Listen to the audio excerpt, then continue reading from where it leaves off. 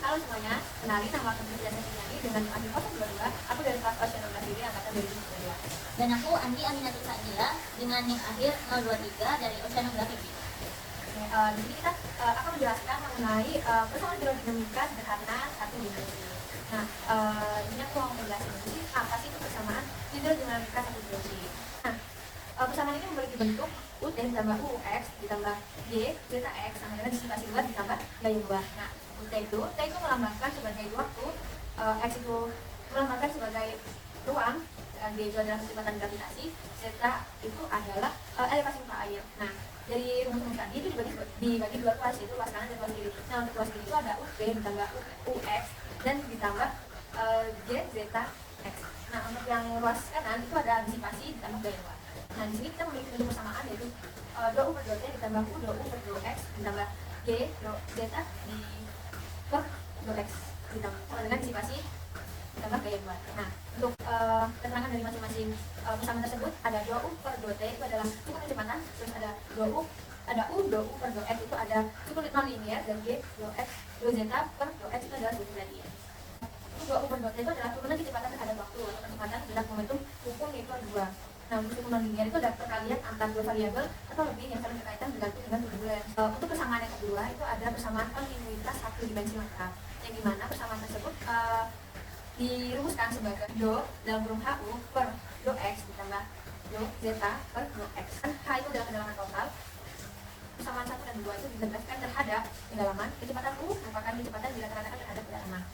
Zeta itu adalah elevasi muka air laut yang dihitung dari permukaan air tenang dari air tenang dasar ke muka air. Nah, untuk dia itu adalah kedalaman aktual. Oke, untuk penyederhanaan pertama itu dengan menggambarkan suku non linearnya disipasi dan gaya luar. Nah, untuk persamaan awal tadi yang masih lengkap itu ada do U do T ditambah U do X ditambah G do zeta do X sama dengan disipasi tambah gaya luar. Nah, di sini kita menggambarkan disipasi gaya luar dan U do U per do X. Apabila kedalaman seragam atau sama menjadi G itu adalah pada perubahan kecepatan terhadap kedalaman dan ruang. Jadi dari keseluruhan persamaan tadi itu memiliki bentuk penyederhanaannya. Itu untuk yang pertama aku mau jelasin kalau persamaan gerak momentum satu dimensi sederhana itu memiliki bentuk 2U per 2T ditambah G 2 zeta per 2X sama dengan 0. Itu adalah persamaan gerak momentum satu dimensi sederhana. Nah, untuk yang kedua itu ada persamaan kontinuitas satu dimensi sederhana itu memiliki bentuk 2 zeta per 2T ditambah H 2U per 2X sama dengan 0. Oke, dari persamaan tersebut itu kita memiliki arti fisis persamaan gerak momentum. Nah, untuk yang gerak momentum ini kita memiliki bentuk 2U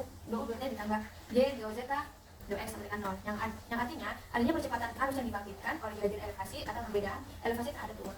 Oke, jadi di sini aku bakal ngebahas studi kasus, yaitu studi kasus counter volume, di mana pada persamaan gerak momentum satu dimensi sederhana, yaitu do U do T sama dengan min G do zeta do X. Nah, di sini pada counter volume, yaitu bila pada studi kasus yang pertama ini nilai zeta satunya itu lebih tinggi, yaitu kita bisa melihatnya dari samping.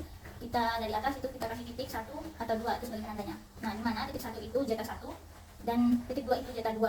Lalu pada tiap zeta itu memiliki elevasi yang berbeda, di mana pada zeta 1 itu lebih tinggi dari zeta 2, maka air akan mengalir ke zeta 2 sehingga air ini akan mengalir ke X positif, ke arah X positif, di mana nilai akan menjadi kecil, sehingga semakin kecil maka menjadi negatif. Kita bisa tahu itu menjadi negatif di mana kita menggunakan rumus M sama dengan Y2 kurangi 1 per X2 per X1 sama dengan sesuai dengan nilainya, di mana nilai dari Z1 ini yaitu 2 dan nilai dari Y1 itu adalah nilai, saya ulangi, di mana nilai Y2 itu merupakan 2 dan nilai Y1 itu 5, maka dilakukan pengurangan di mana itu menjadi minus 3.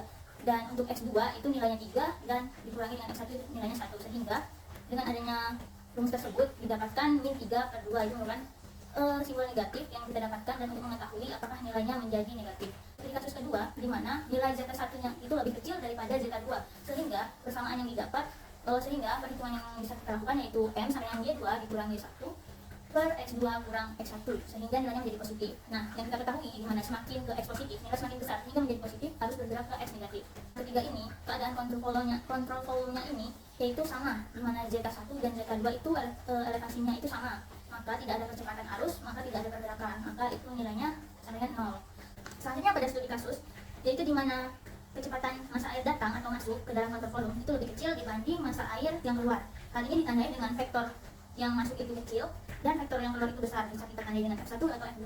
Nah, F1 ini lebih kecil dibanding F2 sehingga akan menghasilkan di dimana elevasinya itu akan menjadi turun karena masa air yang keluar ini lebih banyak dibanding masa air yang masuk. Selanjutnya untuk studi kasus berikutnya juga sebaliknya, dimana ditandai dengan masa air yang datang itu lebih besar dibanding masa air yang keluar, sehingga terjadi penambahan elevasi, dimana kita ketahui bahwa F1-nya itu lebih besar dibanding F2-nya.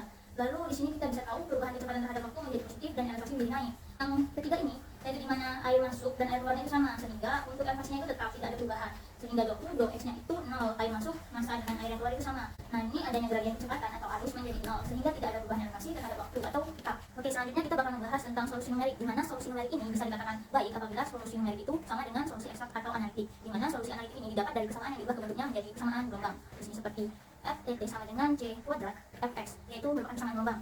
Nah, dimana dengan do per do t atau di dalam kurung do f do t sama dengan C kuadrat do per do x di dalam kurung do f per do x. Nah, ini bisa diubah menjadi do kuadrat f per do t kuadrat sama dengan C kuadrat do kuadrat f per do x kuadrat, sehingga bisa didapatkan dengan sehingga persamaan satu ini ut plus g zeta x sama dengan 0, dan untuk persamaan kedua itu zt plus hux sama dengan 0. Nah, dimana pada persamaan 1 dan 2 ini kita diferensiasikan 1 terhadap t dan 2 terhadap x.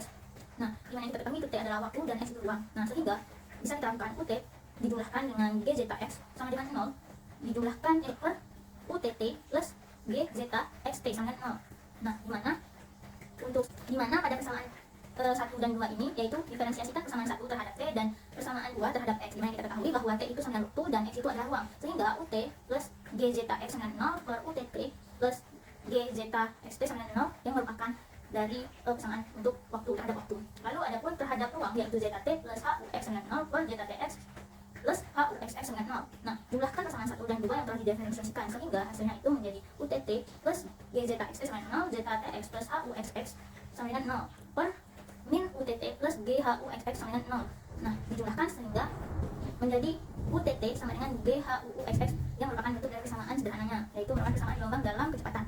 Nah, selanjutnya itu adalah kecepatan analitik, di mana persamaannya itu adalah do kuadrat u per do t kuadrat sama dengan gh do kuadrat u per do x kuadrat, sehingga persamaan gelombang dalam data itu bisa dijumlahkan, maka hasilnya didiferensiasi dalam persamaan 1 dan persamaan 2. Nah, maka min huxt dikurang dengan gh zeta xx sama dengan 0 zeta tt plus huxx sama dengan 0 per zeta tt min gh zeta xx sama dengan 0 dijumlahkan, sehingga zeta analitik menjadi do kuadrat zeta per do t kuadrat sama dengan gh do kuadrat zeta per do x kuadrat. Oke, selanjutnya itu dimana di sini ada pengerjaan eksplisit persamaan hidrodinamika sederhana satu dimensi, yaitu pengerjaan itu bisa dilakukan dengan metode FTCS, atau apabila hasilnya tidak stabil kita bisa menggunakan dengan metode Nassar-Richardson. Nah, dimana metode itu kita bisa menggunakan grid, dimana di tengah itu ada J, dan di sebelah kiri itu ada J-1, dan sebelah kanan itu ada J plus 1. Nah, pada tanda titik yang berwarna oranye itu kita bisa katakan menjadi zeta J, dan untuk sebelah kanan zeta itu tepat pada garisnya itu kita bisa memberikan tanda dengan UJ, dimana itu merupakan kecepatan dan zeta itu merupakan elevasi. Nah, sehingga apabila kita ingin mencari zeta J-1, kita bisa meletakkannya di tengah-tengah kotak, dimana itu di tengah kotak itu ada tanda titik warna oranye di atas J-1, dan untuk U itu kita selalu letakkan di sebelah kanannya di tepat pada garisnya. Nah, adapun contoh lain yaitu seperti untuk garis di samping itu merupakan terhadap waktu, dan yang sebelah kiri itu terhadap waktu, dan yang sebelah kanan itu merupakan terhadap ruang. Untuk selanjutnya itu dimana sumbu Y itu merupakan terhadap waktu, dan untuk sumbu X itu merupakan terhadap ruang, sehingga untuk letak pindah itu dipindahkan terhadap waktu, dimana ketika dipindah itu sama dengan setengah delta, sehingga menjadi turun setengah, dimana contohnya itu bisa menjadi zeta n j plus 1 dan uj n plus 2. Nah, lalu untuk titiknya itu tidak lagi di tengah, namun berdasarkan garis tetap di atas J-1 atau di atas J plus 1. Namun untuk N-1 nya itu kita bisa lihat untuk zeta-nya itu berada di garis N-1. Nah, untuk waktunya itu, dimana untuk kecepatannya itu yaitu U, itu berada di tengah-tengah garis perpotongan pada garis J-1 dan J. Nah, lalu bisa kita lihat lagi dimana ada N plus 2 dan N plus 3 per 2, N plus 1 dan N plus setengah. Nah, adapun pengerjaan eksplisit persamaan hidrodinamika sederhana satu dimensi dengan metode Nassar-Richardson terhadap waktu, sebelumnya itu merupakan terhadap ruang. Nah, dimana sekarang ini letak dipindahkan terhadap waktu. Nah, dimana apabila U, maka N-nya pasti akan turun menjadi setengah, jadi tidak bisa dibulatkan dan pasti berbentuk pecahan. Lalu bisa dilihat pada gambar tersebut, dimana di situ ada N plus 2, N plus 3 per 2, N plus 1, N plus 1 per 2, N min 1 per 2, dan N min 1, N min 3 per 2. Nah, dimana merupakan itu dipindahkan terhadap waktu. Yang sekian, Jadi aku juga sekian.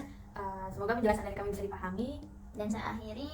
Dan saya juga akhiri. Wassalamualaikum warahmatullahi wabarakatuh.